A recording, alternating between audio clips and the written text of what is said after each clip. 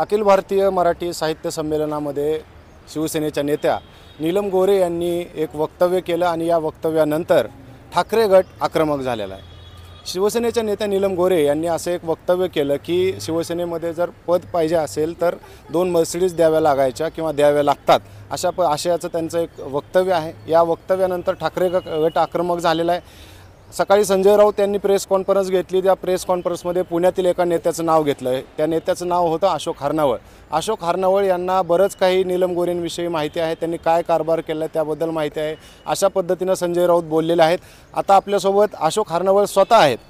Sir, काय संजय राऊत साहेबांनी एक दावा केलेला आहे की तुम्हाला नीलम गोरेंच्या कारभाराविषयी बरंच काही माहिती आहे, काय सांगा?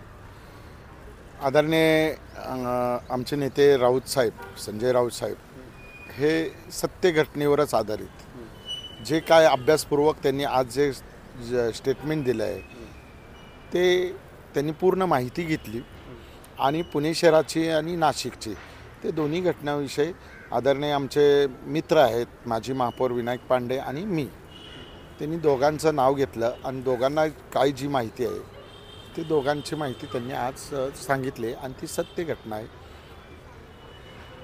त्यांनी ज्या मातुश्रीपासून मोठं झालं ते 1 नाही 2 नाही 3 नाही 4 वेळा विधान परिषद भेटली आणि ती विधान परिषद भेटणं म्हणजे ते लोकमतातून नाही, विधान परिषद भेटलेली। लोकांमधून निवडून तिकीट मिळाल्यानंतर लोकांमधून निवडून यायला संघर्ष करावा लागतो, तसं विधान परिषद मिळाल्यानंतर विधान परिषद मिळणं सोपी असते, ते डायरेक्ट आमदार होतं। हे एवढं सोपी गोष्ट मिळाल्यानंतर आपण त्याच घरावर दगड मारणं कितपत योग्य आहे हे त्यांनी त्यांचं आत्मपरीक्षण करावं। आणि जर त्यांनी 2 मर्सिडीज दिल्या असेल तर आमच्या काही नेत्यांनी सांगितलं की त्याच्या पावत्या बिवत्या दाखवा, काहीतरी पुरावा दाखवा आणि इथून पुढे जर त्यांनी ती वाच्यता करायची असेल तर ठाकरे कुटुंबाशी माझं एक वेगळं नातं आहे, आमचं शिवसैनिकांचं एक वेगळं नातं आहे। आमचं भले रक्ताचं नातं नसेल तर त्याच्या पलीकडलं एक वेगळं नातं म्हणजे एक घट्ट नातं आहे आणि आम्ही शिवसैनिक आहेत। आमचं श्रद्धास्थान ठाकरे कुटुंब आहे, शिवसेना आहे आणि ह्यापुढे जर त्यांनी बोलायचं असेल तर त्यांनी जरूर बोलावं। त्यांची कुंडली ही आमच्याकडं आहे। 2012ला ते आमचे संपर्क नेते होतात, त्या कालावधीचं कुठं काय घडलं आहे त्याचं पुराव्यांशी मी आपल्यासमोर मांडतो। नाही, पुण्यात शिवसेनेचे अनेक नेते आहेत परंतु राऊत साहेबांनी विशेष तुमचंच नाव घेतलं आणि तुम्ही ते आता सांगावं मीडियाला अशी आमची अपेक्षा आहे। हे बघा, मी बाळासाहेब ठाकरेंच्या हयातीमध्ये नगरसेवक होतो आणि त्यानंतर 2012ला मी पक्षनेता होतो आणि पक्षनेता आहे तर मी त्यांच्या कार्यकर्तीमध्ये एक कट्टर शिवसैनिक म्हणून मी सर्वसामान्य प्रतिकूल परिस्थितीतून वस्ती पातळीतला एक रिक्षाचालक नगरसेवक झालेला आहे। त्यामुळं त्यांनी जसं हवेत बोलल्यात तसं मी पुराव्याशी बोललो। मला संपूर्ण गोष्टी माहिती आहेत, ह्या इथल्या कार्यपत्रिकेमध्ये कसं लक्ष घालायचं, आमदारांनी का लक्ष घालावं, ही स्थानिक स्वराज्य संस्था आहे, इथं कुठंही लक्ष घालायचं नसतं आमदारांनी, तरी तुम्ही घातलेलं आहे, तुम्ही घातले आहे, दुसऱ्या संपर्क नेत्यांनी घातलेलं आहे, 2 संपर्क नेत्यांनी घातलेलं आहे, आम्ही 4 संपर्क नेते, मी 4घांचं नाव नाही घेतलेलं आहे, 2घांचंच घेतो। नाही, पण तुम्ही कशा पद्धतीनं लक्ष घातलं हे सांगा, कारण मीडियाशी तुम्ही बराच वेळ झालं बोलताय परंतु तुम्ही स्पष्टपणे बोलत नाही, नेमकं कारण काय? स्पष्टपणे म्हणजे कसं असतं, मी एखादी गोष्ट जर बोललो तर मी पुरावे आहेत, मग मी तुम्हाला पुरावे, आता त्यांनी बोललं तर ते हवेत बोललं, पुरावे कुठं आहेत?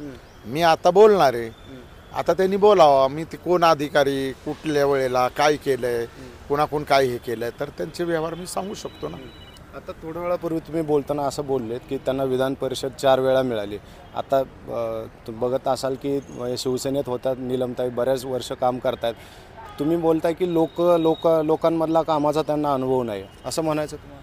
नाही, मी तसं बोलणार नाही, कारण ते माझ्यापेक्षा हुशार आहे। तो काय त्यांना लोकांमधला काय असेल नसेल मला नाही माहिती, पण मी म्हटलं ना की आपल्याला अपेक्षाच संपना, अजून ह्याच्या पलीकडे काय दिलं पाहिजे आणि काय तुमच्यासाठी केलं पाहिजे हे तुम्हीच सांगा। की तुम्हाला 1दा 2दा 3दा 4 वेळा दिल्यानंतर बरं असं काय सामाजिक बांधिलकी आहे की तुम्ही या समाजासाठी काही हे पुणे शहरासाठी काही हिताच्या 4 वेळा तुम्ही विधान परिषदेवर आहे। आमच्यासारखा सर्वसामान्य एक नगरसेवक 2007ला आला, 2012ला आला. ह्या पुणे पुणे शहराच्या ठिकाणी मित्रमंडळ सारख्या ठिकाणी एक हॉस्पिटल बांधलं, 2 हॉस्पिटल बांधले. एक बाळासाहेब ठाकरे कलादालन म्हणजे महाराष्ट्रातलं पहिलं व्यंगचित्र कलादालन बांधलं. अजून काय आहे? आमच्यासारखा एक नगरसेवक करू शकतो तसं तुम्ही काय आहे? मग तुम्ही सामाजिक त्यांच्या योगदानाबद्दल बोलताय, मग तुम्ही तुमच्याच पक्षामध्ये होत्या, आत्ता पक्षामध्ये फूट पडली आहे, मात्र अगोदर तर तुमच्याच पक्षामध्ये होत्या. मग तुमच्याच पक्षाच्या नेत्यांना तुम्ही हा विचार नाही का की हे काय कुठल्या क्रायटेरिया बघून त्यांना एवढे पदं दिली? आता काय झालं आहे माहिती का, साहेबांना सातत्याने साहेबांच्या जवळ आहे. महिला म्हणून आम्ही काही बोललं नाही पाहिजे. ज्या वेळेला आम्ही तिथं गेल्यानंतर ते साहेबांच्या तिथं बसलेलं, आम्ही कधी तर असं वाटायचं साहेबांना बोलावं, पण वाटायचं ठीक आहे आम्ही संघर्ष करणारा कार्यकर्ता आहे, लाट्याकाट्या खाणारा आम्ही कार्यकर्ता आहे. लाट्याकाट्या आम्ही खाल्ल्या, सत्तेचे पेढे ह्यांनी खाल्ले, आणि पेढे खाऊन आज हे तोंड पुसून पार सांगतात की हे आम्ही ह्यांना, म्हणजे तुम्हाला काही मिळण्यासाठी तुम्ही काही आरोप करायला लागले का? तुमचं भागलं का? भागल्यावर तुम्ही आरोप करायला लागलेत, असं झालं. तुमच्यावर कधी काय मर्सिडीज म्हणा, काय दुसरी गाडी काय द्यायची वेळ आली का? नाही, मी काय नाही, वेळ माझ्यावर गाडीचं वगैरे काय नाही. पण बरंचसं काही तुम्हाला इतिहास फार आहे, इतिहास तुम्हाला नंतर सांगाल ज्या वेळेला वेळ असेल. काल शिवसैनिकांनी आंदोलन केलं त्यांच्या घराच्या इथं, अनेक आरोप केले, कोणी काय दिलं म्हणतंय, कोणी काय दिलं, ते त्याच्याकडे तुम्ही कसं बघताय? त्यांनी जसं आता सांगितलं की दोन मर्सिडीज दिल्या, हे पण मी नाही काय दिलं असं लोकांकडून कळलं. तसंच माझंही आहे. लोक म्हणतात तर ते असू शकतं ना. साडी ही किरकोळ आहे, 10, 15, 20, 25 हजाराची दिली पण असेल, काय आता कोणी काय केलं, साडी काय द्यायचं. बरं, आता मर्सिडीज देऊ शकत नाहीत, आमचे शिवसैनिक एवढे मोठे नाही आहेत. बरं, म्हणून त्यांना मर्सिडीज देऊ शकत नाही, पण साडी बिडी दिली असेल. बरं, मला आता शेवटचा एक प्रश्न आहे की आता तुमची मागणी नेमकी त्यांच्याकडे काय असणार आहे, किंवा त्यांना काय इशारा देऊ इच्छिता? हे बघा, मी इशारा देण्याचा काही एवढा मोठा नेता नाही आहे.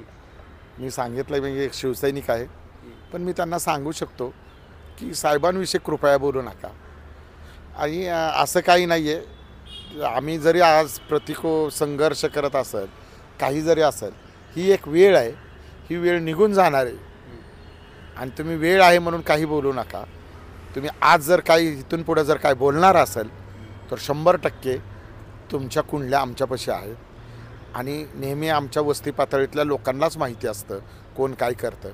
पुण्यातला इतिहास आहे, पुण्यातल्या लोकांना पुण्यात जे कळतं ते सर्वीकडे, म्हणजे म्हणतात पुण्यात जे पिकतं ते सर्वीकडे विकतं. म्हणजे माझ्याकडे सर्व पिकलेलं आहे, ते कुठं विकलं जाईल हे त्यांना कळलं असं. थँक्यू. तर हे होते अशोक हरणावळ. त्यांनी सांगितलेलं आहे, एक प्रकारे इशारा दिलेला आहे, आणि नीलम गोरेंना सांगितलेलं आहे की यापुढे मातोश्रीवर बोलताना जरा जपून बोला, नाहीतर तुमच्या सगळी कुंडली आमच्याकडे आहे, योग्य वेळी आम्ही ती कुंडली बाहेर काढू, अशा पद्धतीनं त्यांनी एक इशारा दिला. तुर्तास इथंच थांबूयात. धन्यवाद.